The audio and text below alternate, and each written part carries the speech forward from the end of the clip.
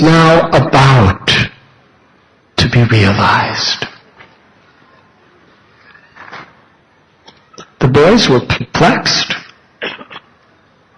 These Brahmins' wives, the Yagyapatnis, they had never seen Krishna.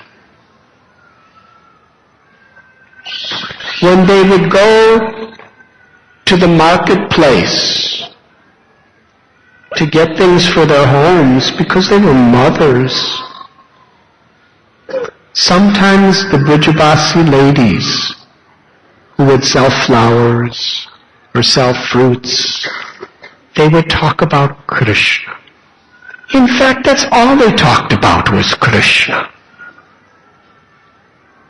And these ladies who were Yagyapatnis, from the highest status of society as Brahmins, when they met these simple little village ladies from Vrindavan, and they heard them talking about Krishna's beautiful form, the sweetness of his loving exchanges with his devotees, his pastimes, his love for his cows and his calves, his mother's love for him, his love for his mother and his father.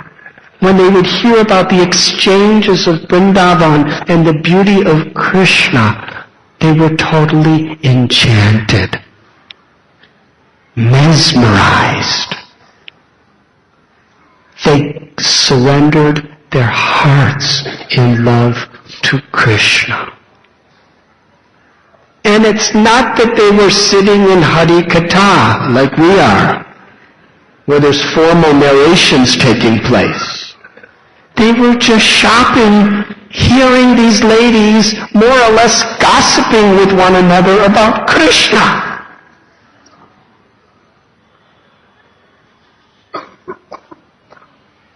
And when they came home to their families, 24 hours a day, they were just yearning, longing. When will I meet Krishna? Will I ever meet Krishna? They lived for, they prayed for, they yearned for that moment to meet Krishna. And Krishna, who is in the heart of every living being, Sarvasya Chaham Hridishani Vishnu, he understood, and he was reciprocating with them. The boys were thinking, who are these? They never saw Krishna. They don't know Krishna. But just by hearing his name, they are completely in ecstasy. Their physical and emotional state is totally transforming. The boys didn't know what to do, except continue the message.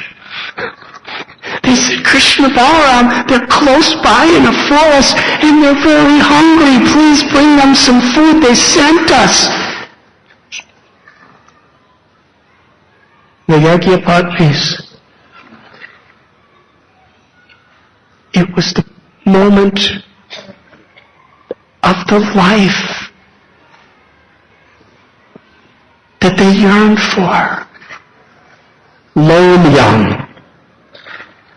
This eagerness, this crying to serve, this crying to love, this crying to be with Krishna.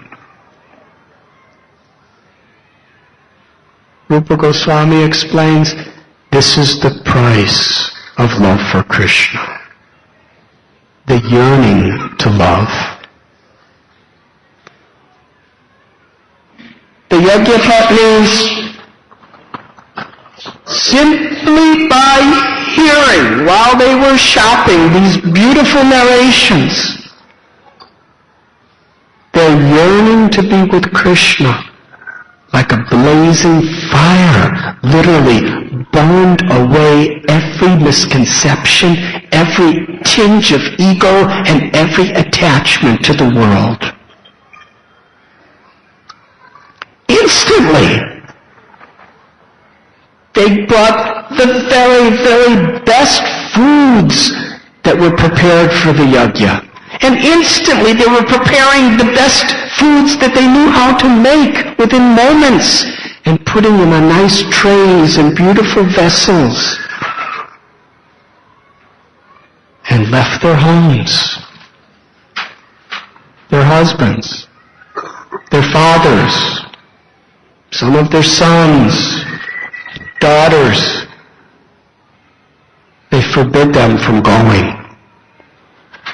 Because, you see, these yajnas, it takes sometimes weeks or months of preparation to do it.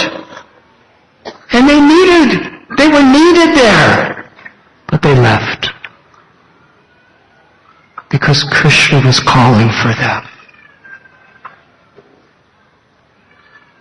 They wandered through the forests. And as they came into that Ashok forest, near the banks of the Yamuna, they happened to see through the trees Krishna with his cowherd boys roaming about. And then they came to the clearing. Now they were taking as much possible of the prasad as they could, the bhoga. They were walking a long distance. It was heavy.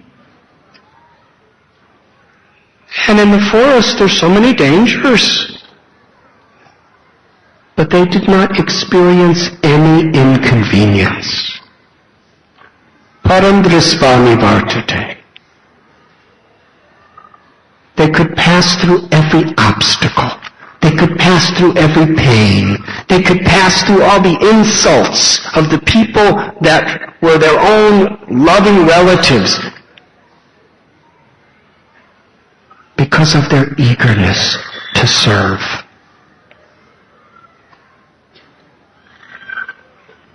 Then they saw before their eyes the first true darshan of Krishna. He was standing, gazing upon them, each and every one of them. Each of these Yajnapatnis could see Krishna gazing only at her.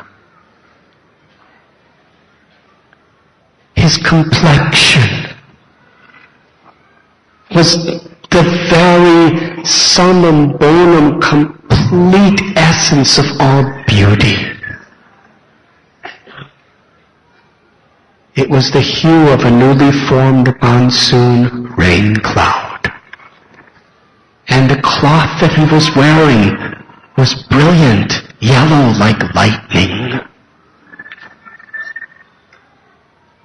He had a peacock feather adorning his hair. And there were beautiful flowers, little flowers of all different colors also decorating his hair. The limbs of his body were ornamented with natural minerals from the ground of Vrindavan that his friends would put on him, and the sandalwood pulp that his mother Yashoda Mai put on him. He had a long garland of natural forest flowers and leaves that extended below his knees. There were lovely lilies hanging over his ears. And his left hand was leaning on the shoulder of one of his friends, Subal. And his right hand was twirling a lotus flower. Srila Vishwanath Chakravarti Thakur gives us a deeper insight into the twirling of the lotus flower. Because whatever Krishna does has infinite meaning.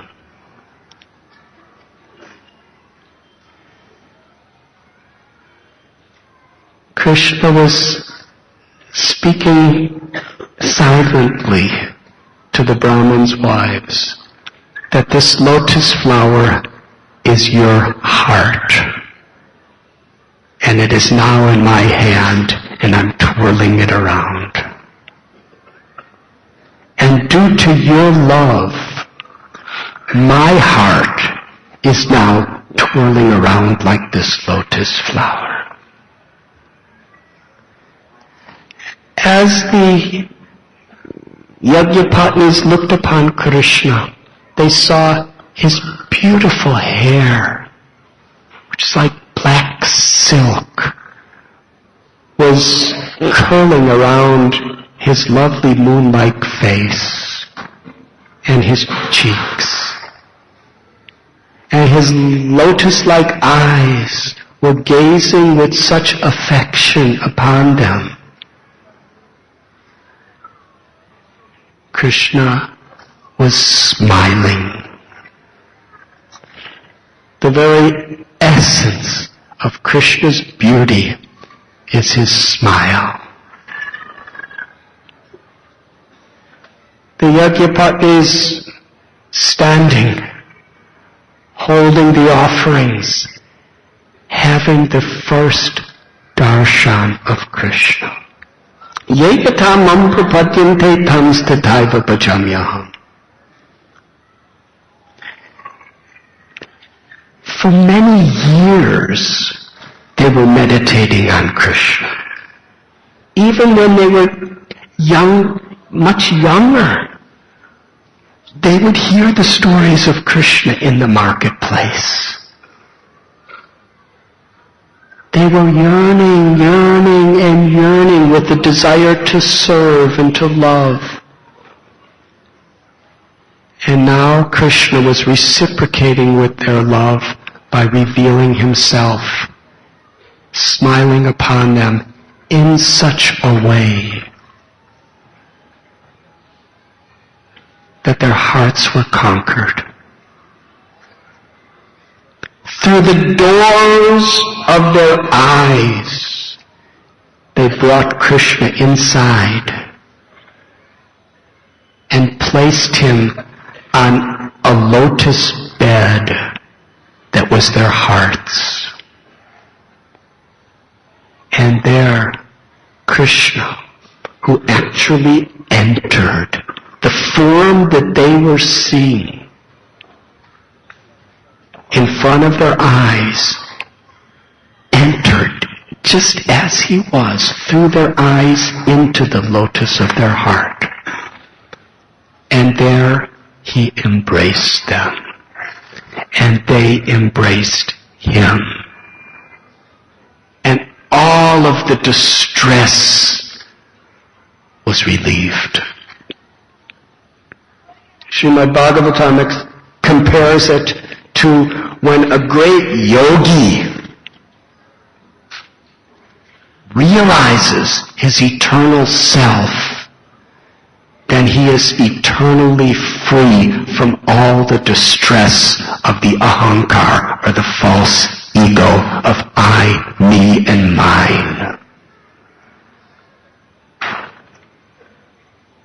The perfection of all their desires. Their body, their mind, their words, their life, they offered to Krishna in love, and Krishna offered himself in love for them. And this was all going on in their hearts as they were standing, holding the plates and jugs of food. Krishna smiling upon them, he invited them, please sit down and be comfortable. Be happy. I am so glad that you have come to the forest to give me this food. Actually, what you've done is perfect. Because all of the great sages and scriptures teach us that the very perfection of life is to serve me with unmotivated, uninterrupted love. That's the true happiness of the self. We have our mothers and our fathers and our husbands and our wives and our children and our friends and all of these different people, but what is most dear is the self. Because if we don't have life, we have no power to love. And I am the Paramatma. I am Atma Priya. I am the beloved of the self. It is my presence in the heart of all living beings that enables us to love them. It is my presence in your heart that empowers you to love, and my presence in other heart that is the object of love. So please, put down the food that you have brought, and now you should go home. The Yajnapatis, they did not want to go home. They were shocked. Sarvadharmam parityajya mamekam sharanam vraja aham tvam sarvapapebhyo mokshayishyami masucha. Krishna tells in Gita, abandon all varieties of dharma and just surrender to me. I will protect you. Do not fear. The Yajnapatis, they surrendered everything. And now Krishna is sending them home.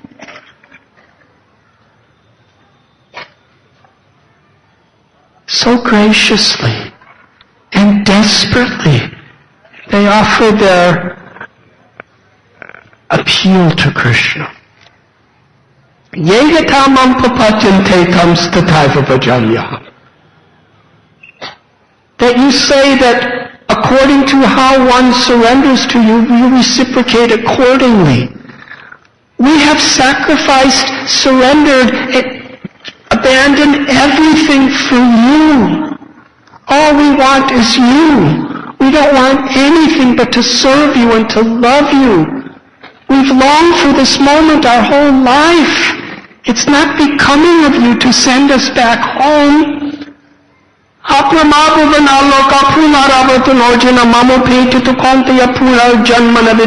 Krishna says in Gita, from the highest planet in this material world down to the lowest, they're all places of misery. The one who comes to me never takes birth in this material world again. To one who comes to me, I save them from ever coming back to the sufferings of this world. We have come to you. Why are you sending us back to this material world where there's nothing but suffering and forgetful in separation from you? As Lord Rama, you gave a promise. When Vibhishan came to surrender to you, Vibhishan is the brother of Ravana, who stole Sita, who was your arch enemy. The monkeys wanted to chase him away. But at that time you spoke that everyone here, this is my solemn vow, that anyone who even one time says, "Oh my Lord, today I am yours."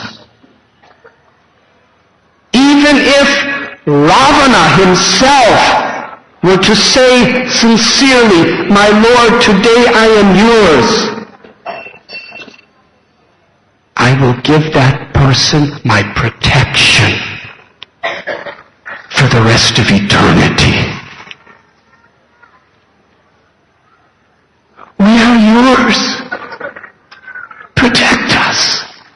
Why are you sending us away?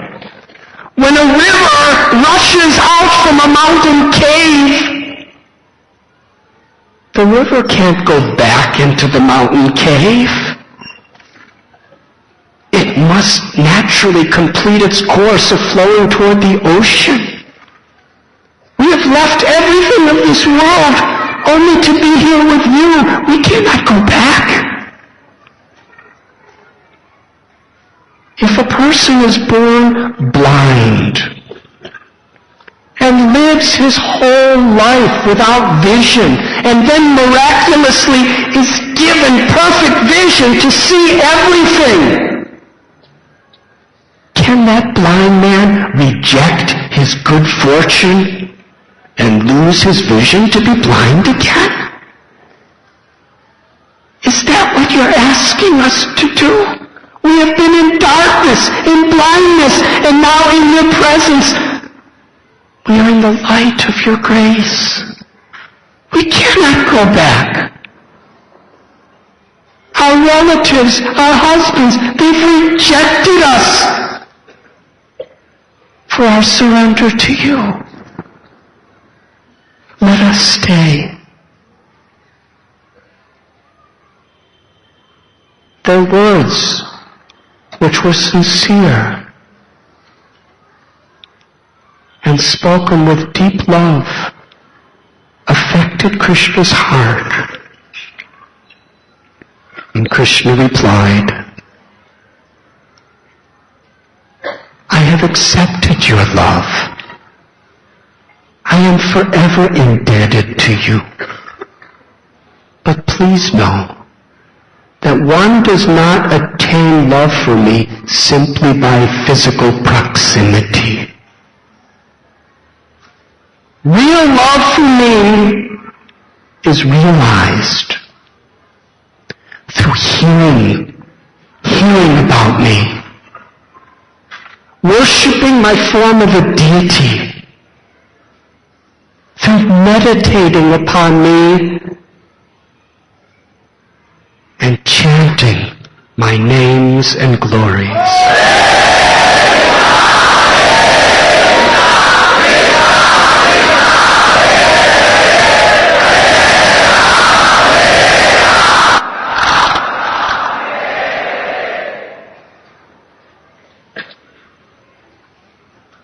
Through this path of always remembering me, meditating on my beautiful form that you have seen, hearing my names and glories, worshiping me, and chanting my names, we will always be together. I will never be apart from you. This is the true way for all beings to attain love for me.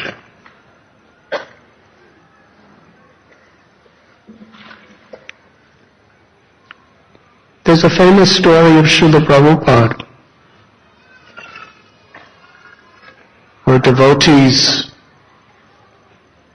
were telling how much they so much wanted to be physically close to him. Although he was sending them so many places and sometimes they were hardly seeing them. Srila Prabhupada said, who is the closest person to me physically at this moment? Nobody said anything. And Srila Prabhupada pointed to a fly that was swarming around him. In fact, he was right on top of him. He said, he is closest to me physically, but he's simply causing me disturbance. Same principle that Krishna told the Yajnapatnis. Actual devotion, love, is manifested not through physical proximity, but through seva.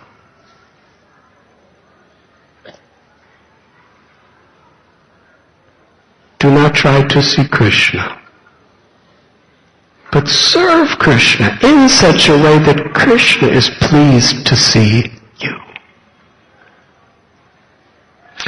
Krishna spoke these words to the Yajnapatnis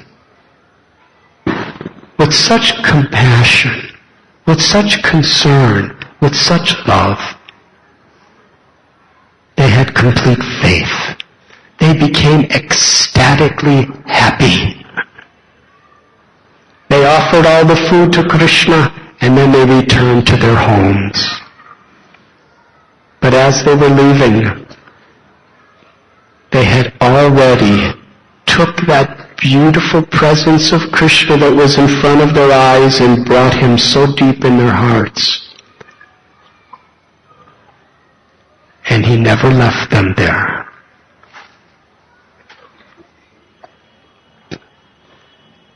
When they returned home, their husbands saw their effulgence. Their husbands saw that they were transcendental, supernaturally intoxicated with ecstasy. Their husbands saw that they had attained the ultimate samadhi of prema bhakti. And they looked at their wives with total awe and reverence. The Yajnapatnis explained to one other of their friends about what they had seen. This particular Yajnapatni was forcibly prevented from going. And she was in such a state.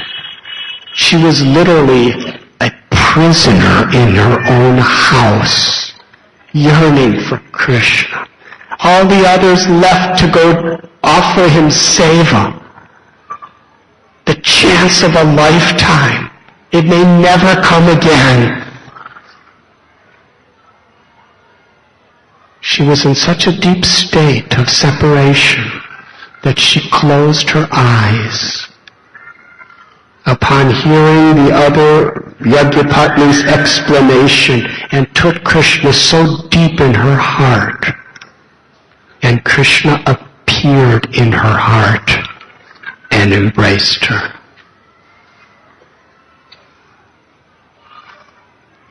And her physical, material body passed away. And instantly, her spiritual body, Krishna brought it into the association of the gopis. And the gopis taught her how to personally render loving service to Krishna in the forest. That was the perfection that she attained. The Yajnapatnis told Krishna, when they were begging to remain, that we don't want to be an impediment for you. Because we're Brahmins' wives, it may be socially unacceptable for you, who's just a cowherd boy, to be accepting our services in public. So we won't go in the village with you. We will live the rest of our lives in the forests. And we'll sweep the forest paths for you. And we'll collect the flowers for you. And the tulsi leaves that fall from your feet, we will collect them as your servants. That was the spirit of their devotion. Their husbands, they realized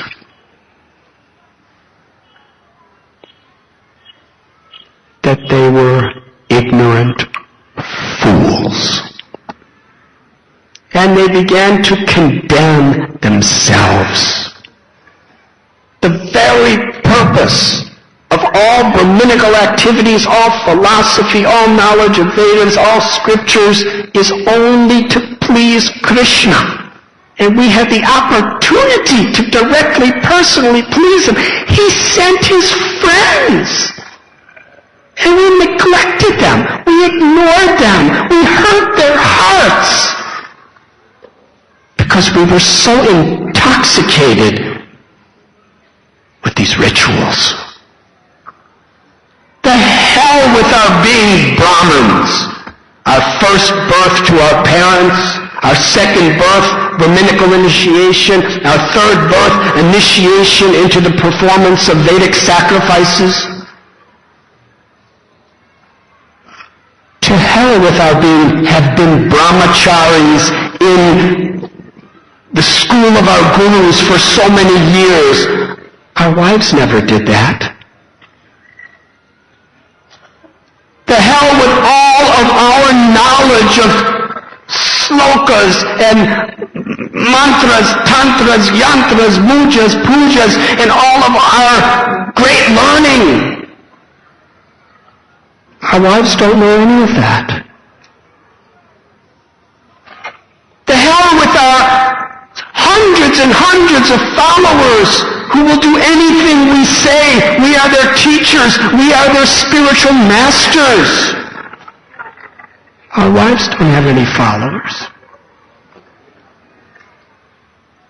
To hell with our execution of the most complicated, intricate rituals and knowing expertly the time, the place, and how to do everything. Our wives don't do that either. But they pleased Krishna, and we didn't.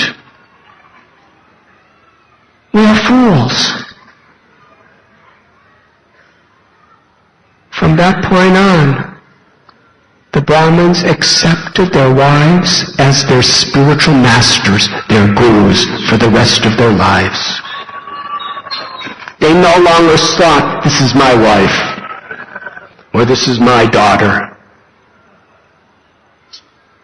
They saw, this is a Paramhamsa liberated devotee of Krishna, who is my guru.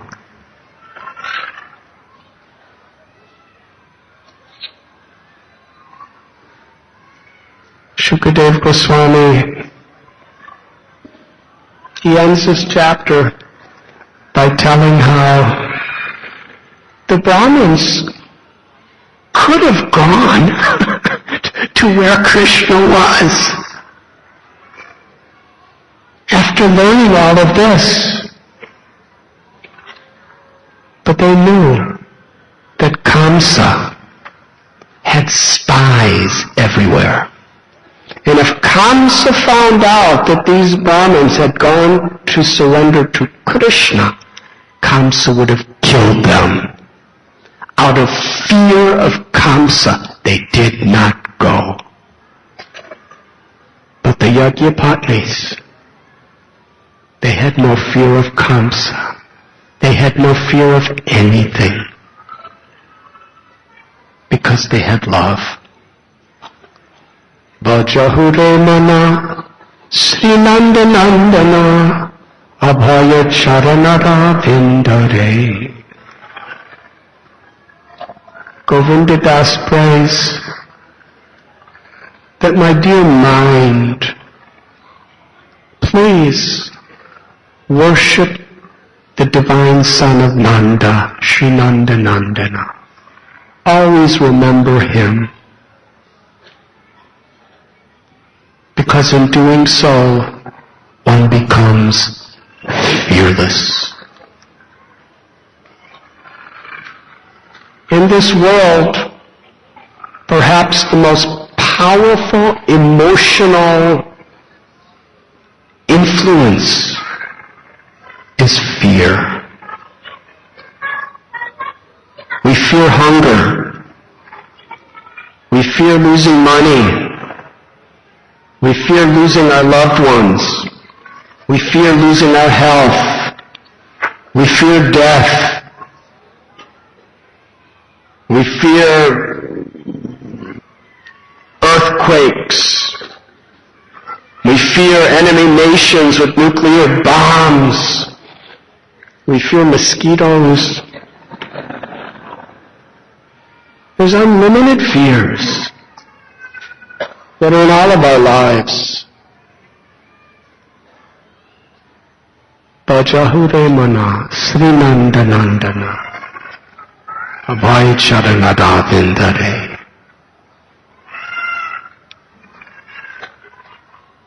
Even the greatest military heroes that run into battle and willing to risk their lives and even die for their country, they are not without fear. They have a higher cause that they're willing to die for. But the highest cause to live for and to die for, the highest cause that transcends all fear, is praying. Praying is the heart's love for Krishna. Kamala dala jala jivana kala mala bajahun hari badani thide. Govinda Das tells that one's health, wealth, loved ones, skills, acquisitions, whatever it may be, they are like drops of water on a lotus leaf. At any moment, it will slip away, gone forever. That is the nature of all the things that we're holding on to in this world. And to the degree we have attachments, to that degree we have fear.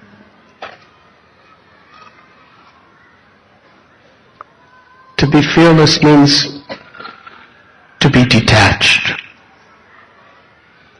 To be truly detached means to be completely attached to Krishna. Because when we attach ourselves to Krishna's beauty, Krishna's sweetness, Krishna's love, that love is infinite and it is forever. Once we connect to it, we can never lose it. Wherever we may be, in any situation.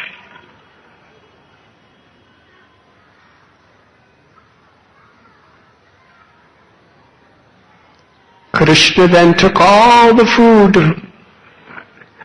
that the Yagyapatnis brought and served it. Krishna and Balaram themselves served it to all their friends. And the friends wanted Krishna to eat. But Krishna wanted the friends to eat. And just to please Krishna, they all ate. Because they knew that it will give Krishna more pleasure for us to eat than to him eat. And that's why they ate. And then they served Krishna, and Krishna ate. And what were they tasting?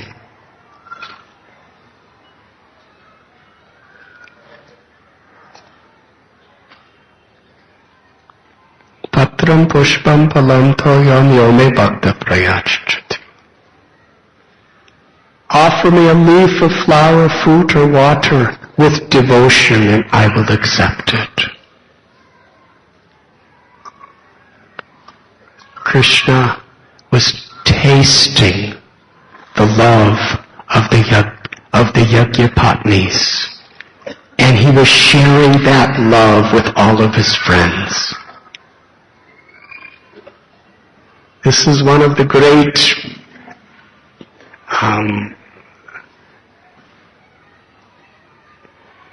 glories of Vaishnava history. How Krishna loves to share the love of his devotees with others.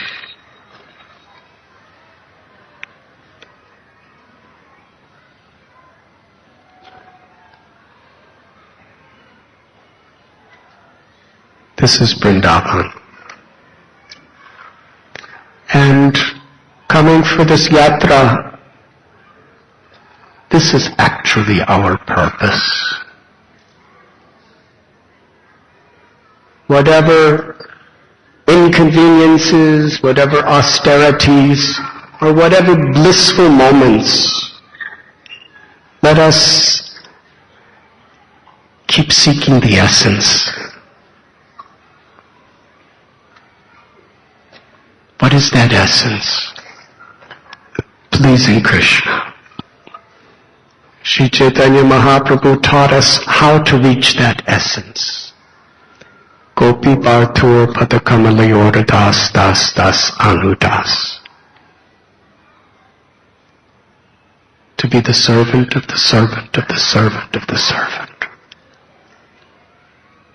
Narottam Das Thakur, that great scholar, we heard yesterday how he was seeking that essence. Subudhi Rai, this great millionaire, we heard today how he was seeking that essence.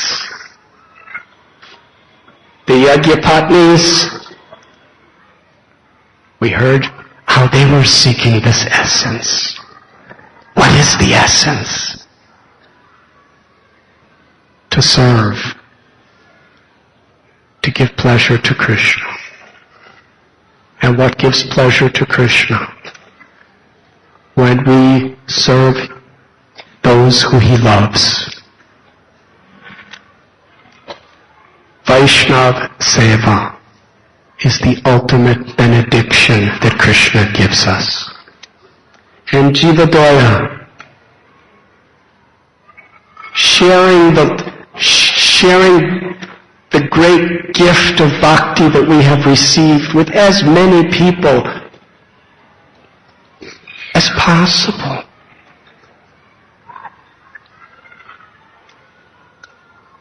Out of respect and compassion for them as Krishna's children who have forgotten. When there's Vaishnav Seva and when there's Jivadaya, and we really appreciate these principles, then we are really in a state of mind where Krishna will reveal himself to us as we cry out his holy name.